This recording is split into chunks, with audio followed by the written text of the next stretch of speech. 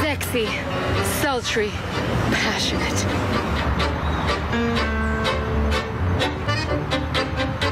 Stylish and sophisticated.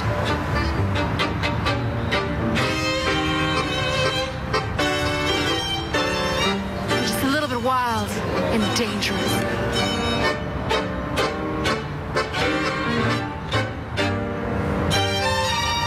Bienvenidos a Buenos Aires.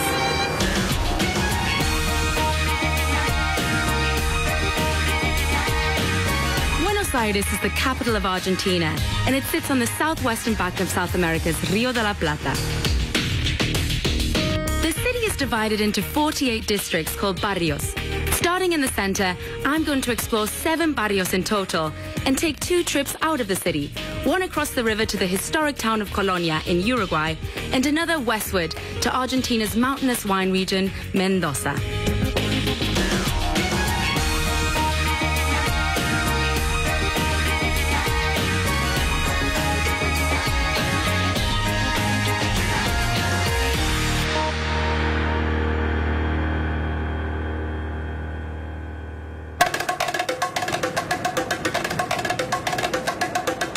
Buenos Aires is the largest city in Argentina and its capital. Founded by the Spanish in 1536, the city was forged by European immigrants, but really began to take off after it gained independence from Spain in the 19th century. By the early 20th century, it was the richest city in South America. With money rolling in, the architects of Buenos Aires set out to create a European-style city that could rival the grandness of Paris. And today, it's regarded as the most cosmopolitan metropolis on the continent. But scratch beneath the surface, and you'll discover a sensuous Latino soul. And my hotel is no exception. 2, lado, 3, 4, 5, sí. ¿El Hotel Dandy? Hotel Dandy al lado. Ok. Academia de Tango.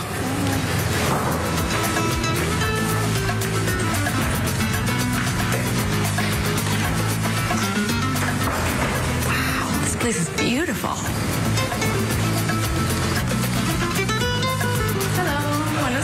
Buenos dias. Hi, I'm checking in. Okay. Judith Jones? Judith Jones, just let me check here. I just walked through a dancing class. Do you have tango classes here? Yes, we have private and group halls, depending on your level, but you can take classes here.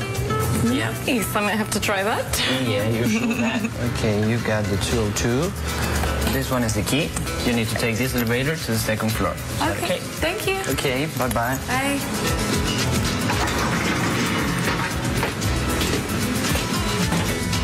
Okay, bye.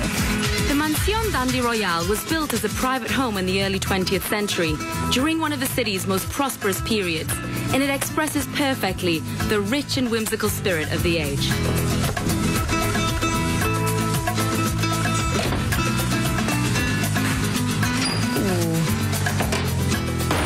Wow, check this place out. It's a little ornate, a little frou-frou, but it's very charming. And there are some serious tango lovers here at the hotel, because I've even got tango pictures on the wall.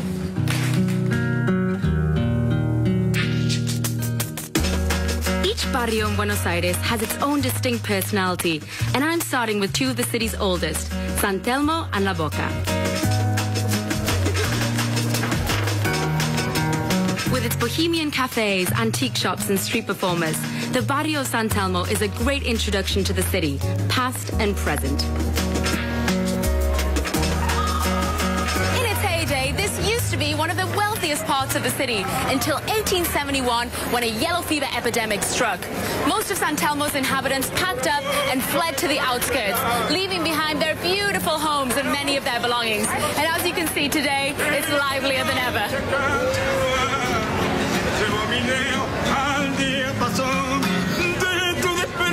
These days, San Telmo has a laid-back, arty feel, but the legacy of its salubrious past is ever present, especially on a Sunday, when its popular flea market is in full swing.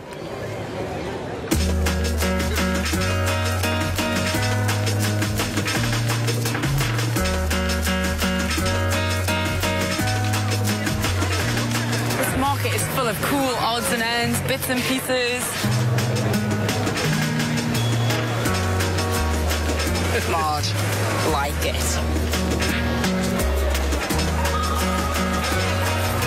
Hello. Hello. Wow, you've got some very cool things. Yes. This one's very nice. Yes. What is this made of? This is silver Real and silver. hand carved. And the beautiful Yes. mermaid. Who used these? Because I see there's a little space there on the belt. Yes, maybe some gaucho. Oh, it's for the gauchos. Yes, the gauchos yes, use these to cut the food. To cut the food. Oh And my to God. defense too. And look at the engraving. Yeah. Libertad, liberty, and patria. Yes, yes. Wow. Oh, what is this? This looks pretty cool. Yeah, you ride the horse, and if somebody comes to fight you, you Take it out, and then take it's it a out. sword. Yes. So it's a yes. secret And sword you in use disguise. it as a secret sword. Yes. A In secret disguise of a riding, Yes. a riding prop. Oh, I think I really like this one. You know, if you're bad, give you a little whip. But if you're really bad,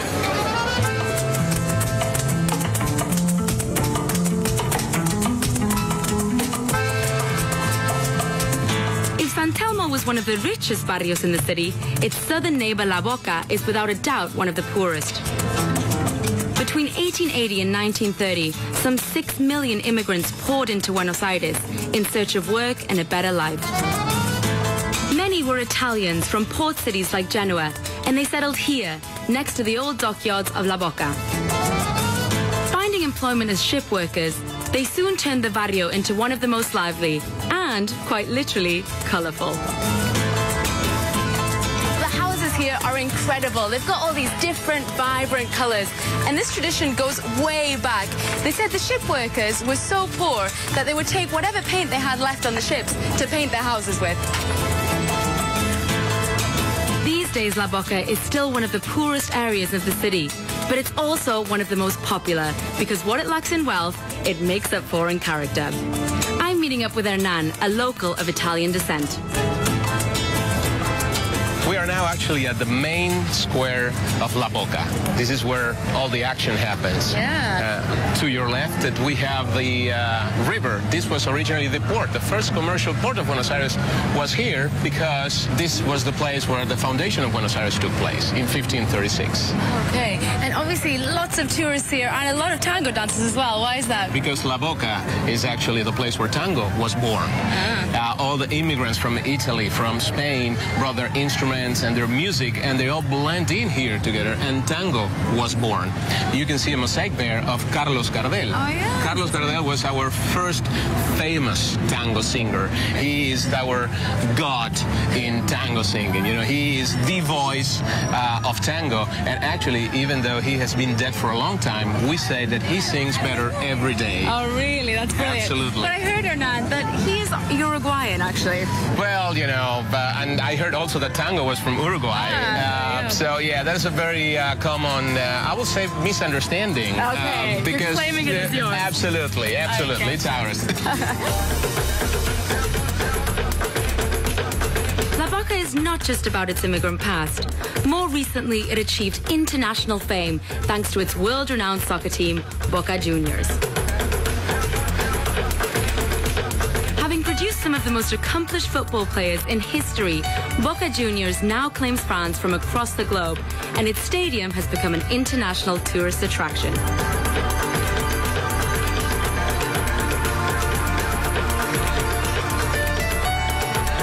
Look at this, they even have a football walk of fame. These are the handprints and the footprints of some of the most famous soccer players here in Boca. Who do we have? We've got Hugo Gattu. Don't know him.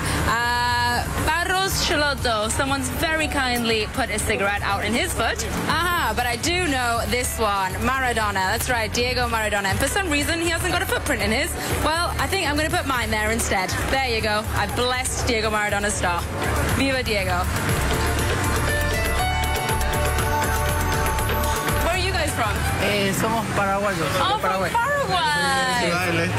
Oh, from Ciudad del Este. And so you came to see the stadium? ¿Viniste para ver el estadio? Sí. Fanático de Boca también. Oh, you're fanatics of Boca. Oh, of course. Okay. Boca Juniors. Football, tango, the locals are certainly skilled in fancy footwork. And since I'm not so hot on the pitch, I think it's time to get out my dancing shoes. Well, I had to do it. You can't come to Buenos Aires without taking a tango lesson.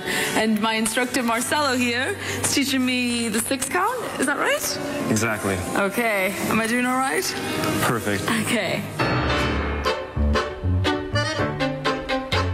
Okay, so I cross. But when you cross closer. Like this? Like this, exactly. Okay. It takes a little while to do that every 3 steps backwards and cross. I'm getting it. You see? There you go. With these 2 steps, these are the basic steps to the whole thing. Oh, I like the cross. It's very good. But originally, tango was danced with 2 men. It wasn't man and woman. Right. Basically, the men would wait in the brothels for the women, and they started playing music in these halls. Yeah. They had nothing else to do, so they started dancing. Starting in the brothels like that, it's an extremely sexual dance, and it was somewhat forbidden. You know, they weren't allowed to really do it, you know, in clubs and stuff like that. But tango, in the end, it's all about passion and love and fiery kind of... Right, I mean, it's Buenos Aires in a nutshell. Ah. It's a time machine. It transports you to another era where, you know, men walked around with roses and handed them to women, and it's a vertical love is really what it is. It's an amazing transfer of energy that feeds my soul. Am I feeding your soul now, Marcel? More than you know. We should try it from a close embrace now because this is really... Okay. People just dance with, like, one time with this person and then they move on to the next person? Right. Wow, it's quite a close connection to have with someone for 2 minutes. Yeah. So how can I get a guy then to dance with me at a milonga? Well, here it's different than in the United States, where in the United States you can just go up and ask someone to dance. Here it's way more eye contact. So how do I have to look for, you know, to give the sign that I want to dance with them? Basically like you're undressing them with your eyes. Oh. You have to break into them. Okay. Is that right? Right there. And then I go forward. Right, exactly. Yay! And then... I'm dancing tango!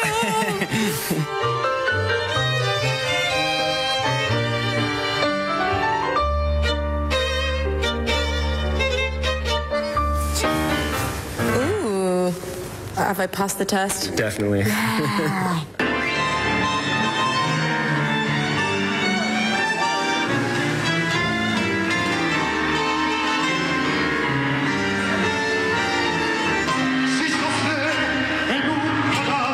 Okay, time to put my tango skills to the test.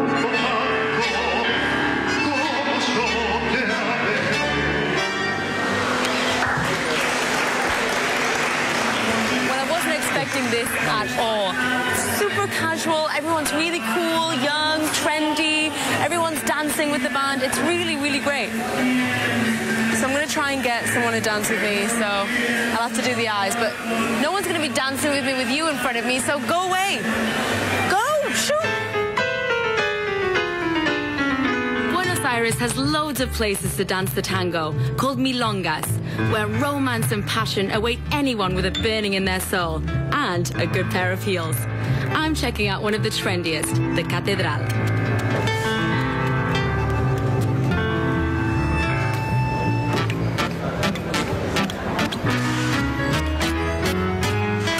I don't know say bailar.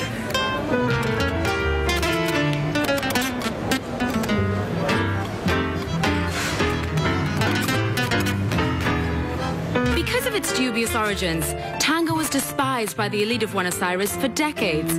But when its popularity began to soar in Europe and the United States, our Argentine high society had to think again. And today, it's without a doubt the city's most beloved dance.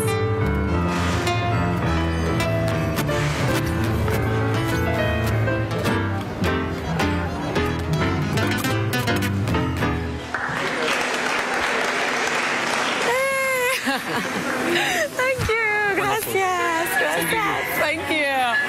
My first dance at the Milonga. I think I did all right, actually. I was a little bit nervous. I feel like everyone was looking at me, but it was good. I think I'm going to get good at this. Who's next?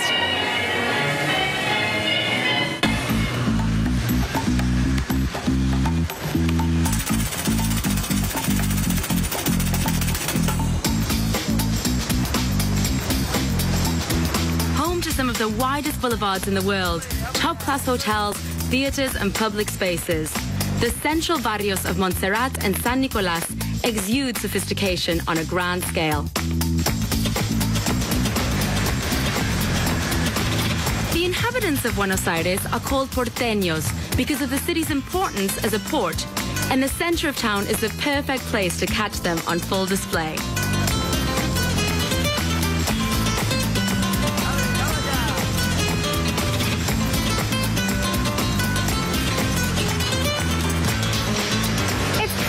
Getting around the center of Buenos Aires. In fact, you can walk most places. But what's even better is getting the quick and simple metro system, what the porteños call subte.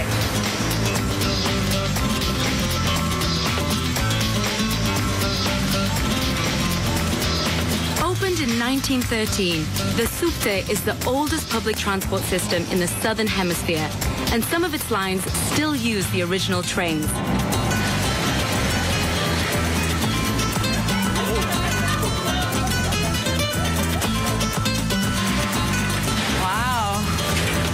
Expecting this. So old. I feel like we've been transported back to another century or something. Service on the subte is not very extensive, but at less than $1 a ride, it's a cheap and easy way to get around the center. Look, they even have air conditioning.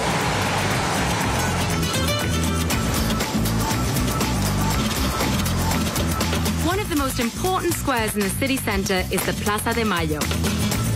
Named after the 25th of May, 1810, the date Buenos Aires declared independence from Spain, the plaza is where anyone with a political grievance comes to protest.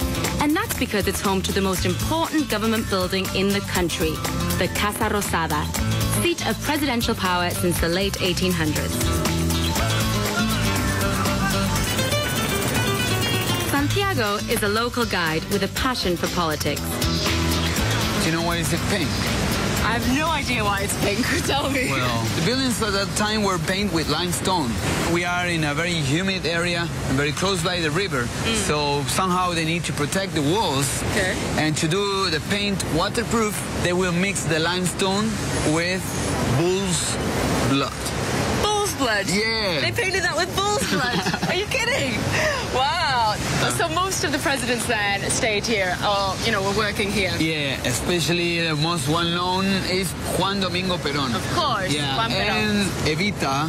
Famous wife, of course. Famous wife, of Perón. course. Yeah, of course. So who was the real Evita then? She came to here to work as an actress. Ah. Yeah, and as well as end up being as a model. She was nice looking, so you might see in magazines of those times where Evita was holding a perfume or posing, saying what shorts to wear next summer. Right, okay. Yeah, until that moment, the wife of a president would never say any word. Oh, wow. Yeah, so this woman was an actress. And that changed the whole story as well. She did things that nobody did before, like giving the rights to women to vote, fighting for poor people, giving things to the poor people, the things that they never thought they could get. People start having a hope. And of course, that balcony there, famous for Evita's speech. Yes. Is that right? Did she actually make that speech on the balcony? She never sang a song, Okay. Never never sung. Probably under the shower, maybe she did it. What is tried to represent in that movie is the last speech. Okay. You know, Evita was dying very young. She had a cancer. Right. And in a way, she was saying goodbye to everybody, to all the crowds. In a way, saying, don't cry for me, Argentina. But we don't say that at all. I mean, that's a foreign song that we have. We don't sing it, no? Right, of course. Lover or hater, everyone in Buenos Aires has an opinion on Evita. ¿Qué piensas de Evita? Que fue una mujer que revolucionó el país porque puso el primer voto para la mujer. She thought she was a great woman. She was a woman that revolutionized the country, that gave women the right to vote. Eva Perón era la única, hizo un viaje a España. She was the only woman of that time that went to Europe, went to France, went to Spain, and talked about Argentina and did a lot for the country abroad. Argentina's political past has not always had the glamour of Evita. In 1976, the country suffered a military coup, resulting in a junta that lasted 7 years. During that time, a reign of terror was unleashed against anyone considered subversive. Known as the Dirty War, tens of thousands went missing, many never to be heard from again. They're called the Disappeared, and people still gather at the Plaza de Mayo once a week to demand answers. These women are called Los Madres. They're the mothers and relatives of some of those that went missing during the dictatorship. Some of these women have been marching since 1977, demanding an explanation as to the whereabouts of their missing loved ones. And the photographs they carried represent the disappeared.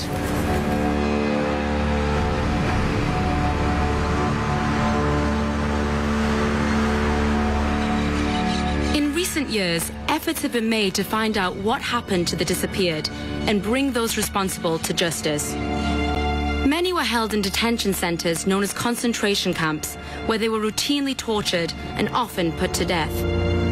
One of the most notorious was ESMA, the School for Naval Mechanics. This building was ESMA's Naval Officers Club, and at the same time was one of the most infamous concentration camps in Buenos Aires. Today, it's open to the public in remembrance of the disappeared and to give visitors a glimpse of the atrocities that occurred during Argentina's Dirty War.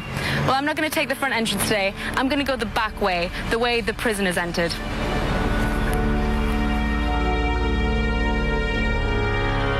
Miriam Lewin was a political activist at the time.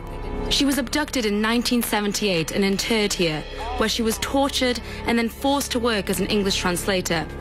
She was one of the lucky few who survived. Well, this is what they call the basement.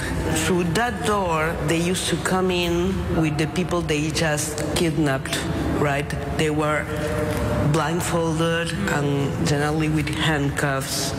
When they decided to eliminate people, prisoners, they gave them an injection of some kind of tranquilizer, and they took them to a plane, and from the plane, they threw them to the waters of the Rio de la Plata. So they took the bodies, still conscious, still alive, over the river and dropped them into the Rio de la Plata. That was the system they had chosen to eliminate their political enemies.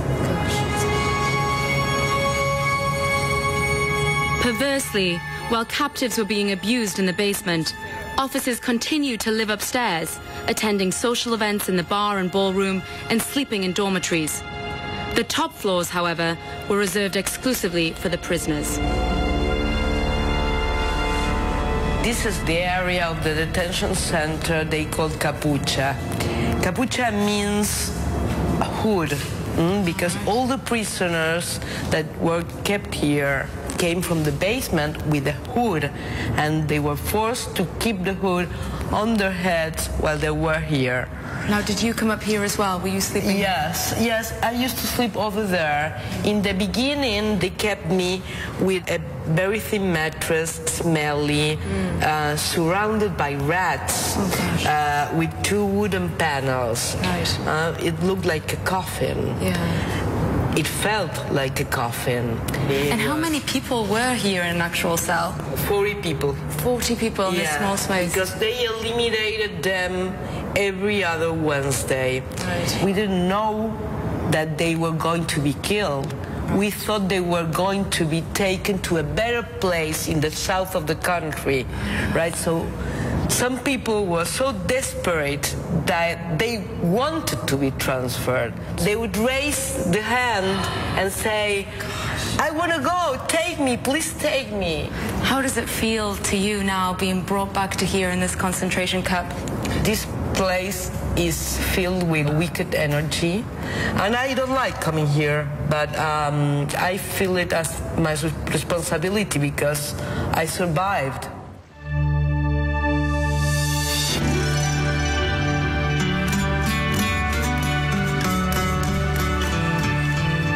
The scene of many crimes during the Dirty War, the Rio de la Plata River is also the lifeblood of the city, connecting Buenos Aires to the rest of the world. So I'm doing what many porteños do and catching a boat out of the country for the day. I thought I was getting a little ferry. It looks like the Titanic. Hola. Buenos días.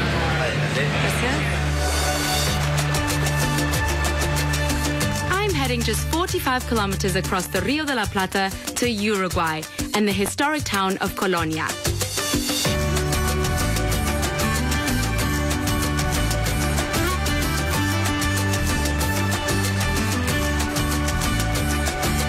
Day trips to Colonia are popular with porteños and only take an hour if you go by fast boat, or 3 hours if, like me, you opt for the cheaper ferry.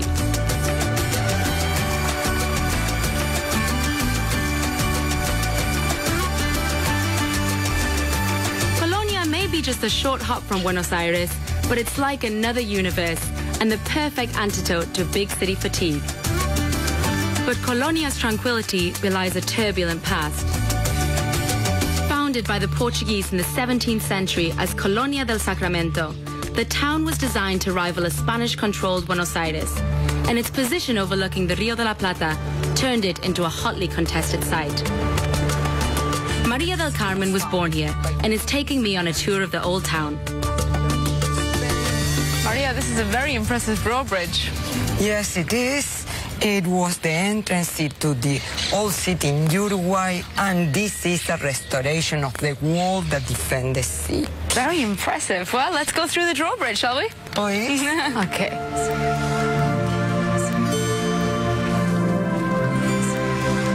Portugal and Spain fought over this piece of land during 100 years, and the city went from Portugal to Spain and vice versa, back and forth 9 times. Oh my gosh. At the end of the fight, we became Spanish forever until our independence time.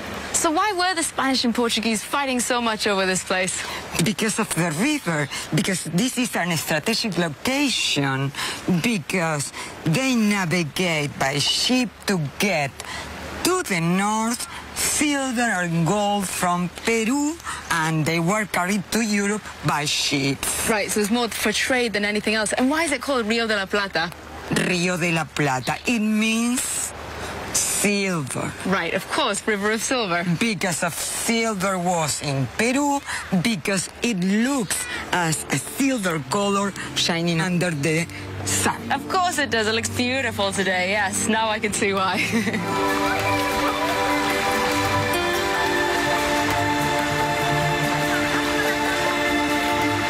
It's been a beautiful day here in the sleepy town of Colonia. I'm ending my day in the most beautiful way, watching the sunset over the Rio de la Plata. They say you can see Buenos Aires right here from Colonia. I can't quite today, it's a little hazy, but so close.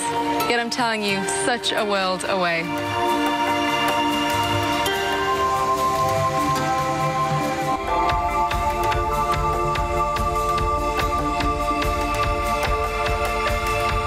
Buenos Aires and feeling refreshed. So I'm off to explore one of the city's most fashionable barrios, Recoleta. With With its Parisian-style architecture and chic shops, Recoleta is one of the poshest parts of Buenos Aires. But back in the 1870s, it was just a rural suburb when a yellow fever epidemic struck the heart of the city. Many wealthy inhabitants fled barrios like San Telmo and moved here, transforming Recoleta into the new home to old money.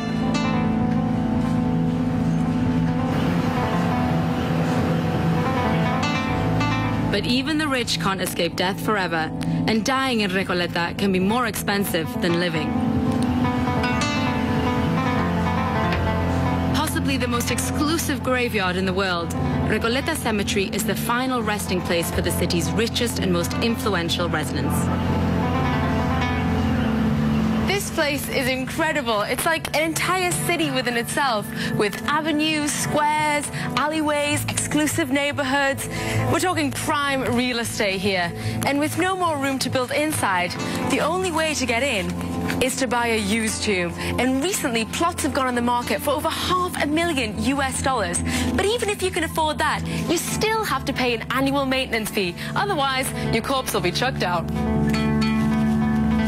Thanks to Evita's tomb, Recoleta Cemetery is one of the most popular tourist attractions in Buenos Aires, and it offers a unique insight into the character of the city and the lives of its many celebrated residents.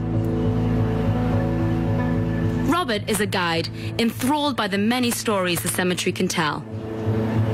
There's one tomb here that I'd love to show you. It's one of the most important presidents in the history of Argentina. He was president twice, actually. Oh. He was so important that they put him on the 100 peso bill. Oh, my goodness. So that's who decorates the bill. Julio Argentina Roja. That's him, Roca. Roca. And what he did was he led the army of Argentina down south. They wiped out the entire indigenous population of Argentina.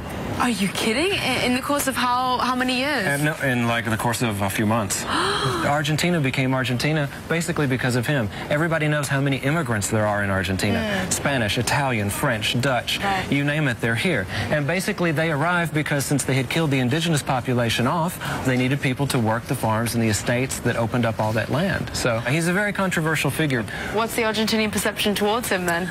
Many people don't like him. There's a statue of him actually downtown, and a lot of people throw paint on it, as if red paint, as if it were blood.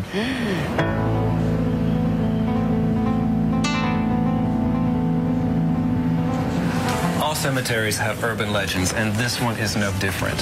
One of the most popular ones we have here in Recoleta Cemetery is of Rufina Cambaceres. Oh, wow. She is a gorgeous lady in white. It was her death that was so mysterious. Okay. So let's go back to her 19th birthday in 1909. All right. She's having a great party at home. Her mother suggests, let's go out to the theater. Let's have a great evening out.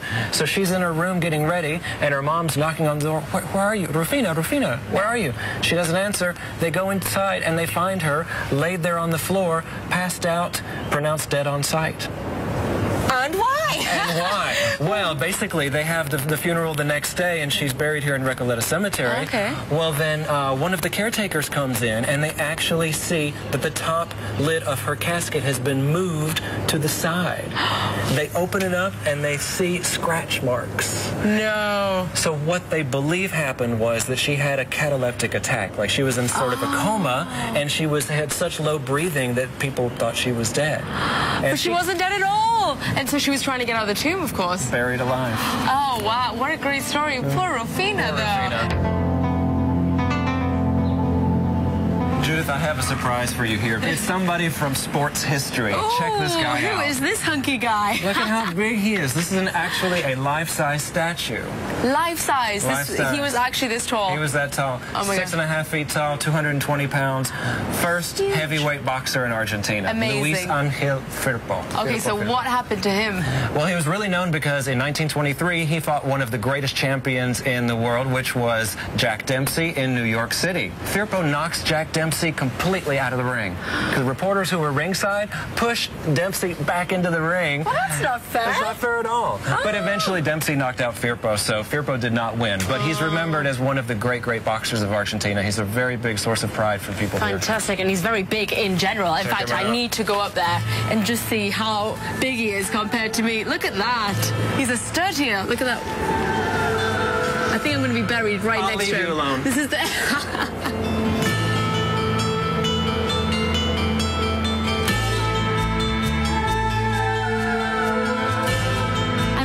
city again, this time by plane, and heading west to Argentina's famous wine-producing region, Mendoza.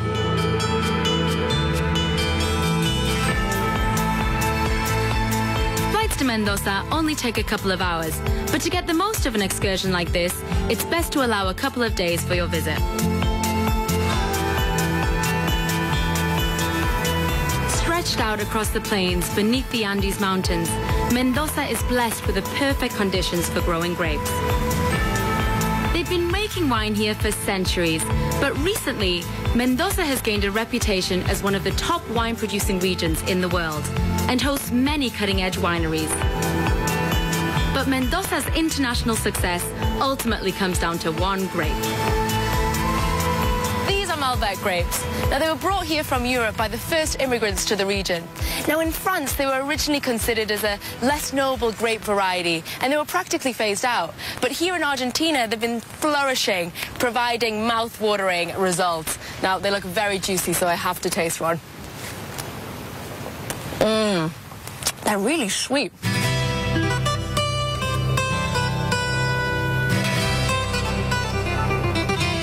But Mendoza has much more than wine on offer. It's the perfect base for trips to the spectacular Andes Mountains, home to the highest peaks in South America.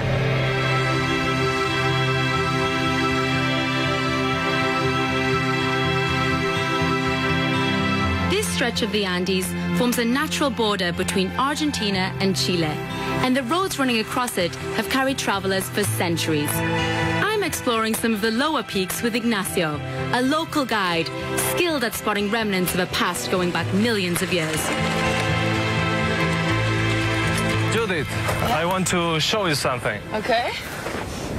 It's a fossil of a tree. The fossil of a tree? Can you see it? Yeah, yeah. That was the trunk of the tree? It's the trunk of an araucarian tree. And how old are these trees? 20 million years. 20 million years old? Yeah, yeah. Wow. The amazing thing is that Charles Darwin was here and he discovered it. All right. So why was this so important for Charles Darwin then? This kind of trees doesn't grow here. All right. Yeah. Where do they grow? They grow at sea level.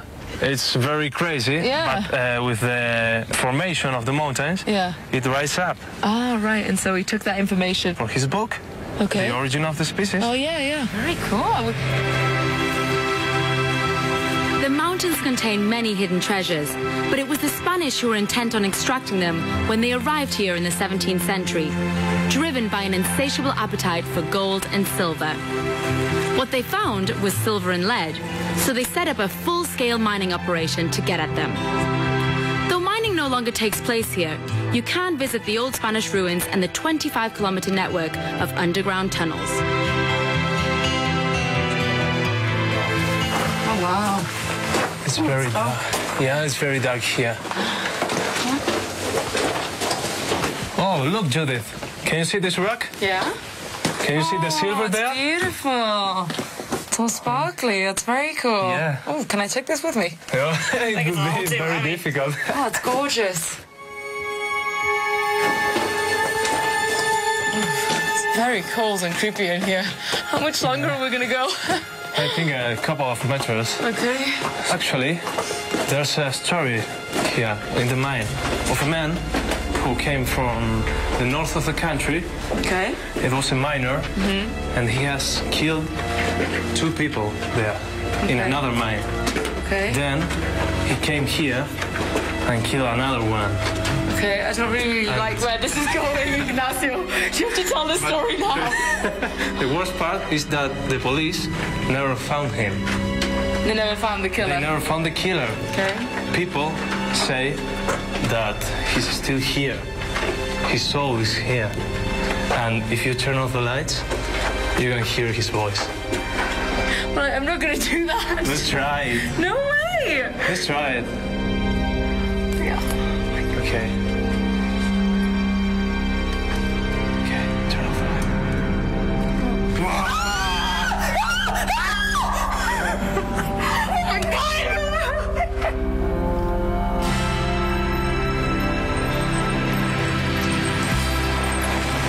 You see these mountains? Yeah. Okay, behind that Yeah. is Chile. Oh, no way. Yeah. So you can cycle all the way to Chile? Yeah, you can cycle. It's a little bit long, but you can do it. Yeah, I'm sure. Oh, it's beautiful.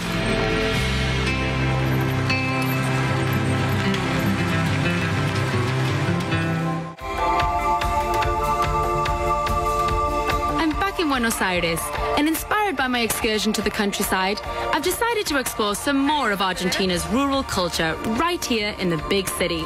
But to get there, I'm going to have to take a taxi. I'm heading beyond the reach of the subte system to the city's southwestern edge for a celebration of country life in the barrio of Mataderos.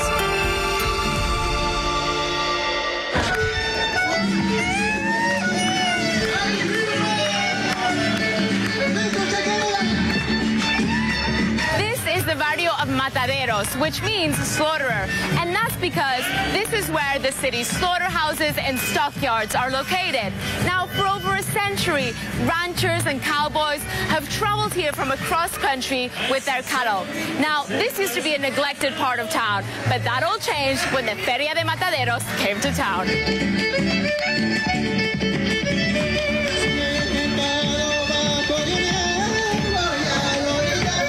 Every weekend, porteños and cattle ranchers from across the country converge on the barrio of Mataderos to celebrate the sights, sounds, and tastes of Argentina's gaucho heartland. I'm ready to get stuck in. Well, you can't come to Argentina without having a juicy steak. So this is the food area in the gaucho market, so I'm going to see what they got. And actually, I can smell that barbecue from here. Let's see. This is it. This is what I want. Look at this meat. Absolutely beautiful. Oh my goodness. Hola. Sí, me gustaría vacío. Sí. ¿Cómo se sirve? Con pan. ¿Con pan? Oh, okay. Dale. With beef and leather goods, two of the country's biggest exports, Argentina has gained a reputation for producing some of the finest steak on the planet. And over the centuries, Buenos Aires has grown rich by exporting it to the rest of the world from right here in Mataderos. Oh my gosh, if there was smell-o-vision. It smells so good. Ah, this is it. Salsa. This is the typical traditional chimichurri from Argentina. Claro, chimichurri, perejil, ajo. Garlic. Ajo molido. Parsley. Claro. Mint. Sí. Moverlo hasta claro. Muy bueno. All right, look at this.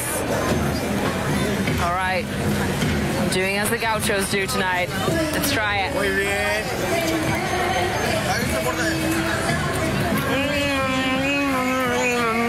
Died, I'm going to heaven. This is it. I love Buenos Aires.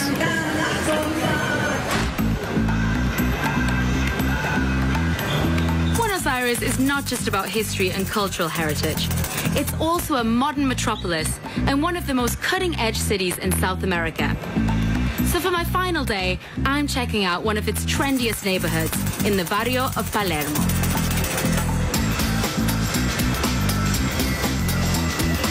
If you want to shop for the latest fashions, scour the art scene, or just hang out at a cafe and watch the world go by, Palermo and its subdivision of Palermo Soho are where it's at.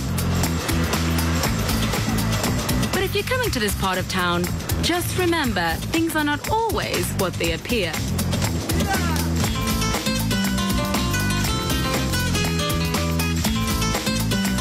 These paintings are by Carmelo Arden-Quinn, an Argentinian artist known for breaking the traditional frame.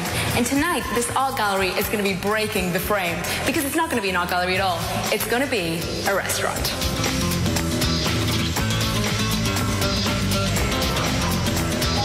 A cross between a dinner party and an exclusive eatery, the closed-door restaurant phenomenon is taking Buenos Aires by storm, serving innovative food in private locations for people in the know. I'm attending one of the most talked-about closed-door events in the city, Max's Supper Club. Using art as his inspiration, Chef Max specializes in unconventional dining with an avant-garde twist. Well, my stomach's as empty as a blank canvas, so I can't wait to get eating. This evening is inspired by the Muddy art movement. And just like Madi is trying to break the paradigms of what the role of the frame is to the painting, I'm going to try to break the paradigms of what the role of the plate is, the frame, to food. Got that? Right. For starters, it's sesame prawn toast with sweet quince and chili sauce on a cassette tape. Okay. Very good. Sweet, savory, and of course, accompanied with some music. Max takes his themes very seriously. Everything on the menu, from pumpkin and truffle soup in a bottle to char siu pork with rice on a brick, is creatively presented and delicious. Oh, wow. So far, the meal's going down a treat, but word has it, dessert is going to take things to a whole nother level. I've been given some plastic gloves. I have a feeling this is going to be messy. The dessert is going to be a cheesecake of banana and dulce de leche.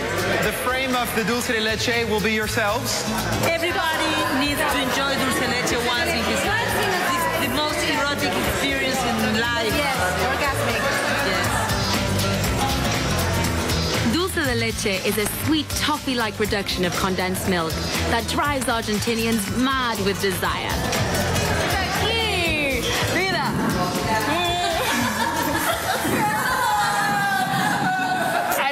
Going to happen. These Argentinians.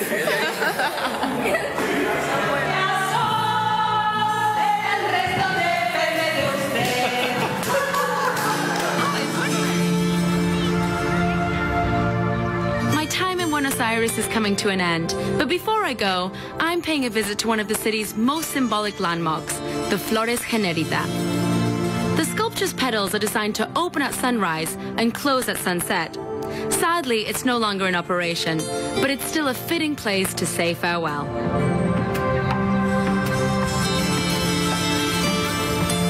Buenos Aires really is an amazing city, full of life and full of contrasts.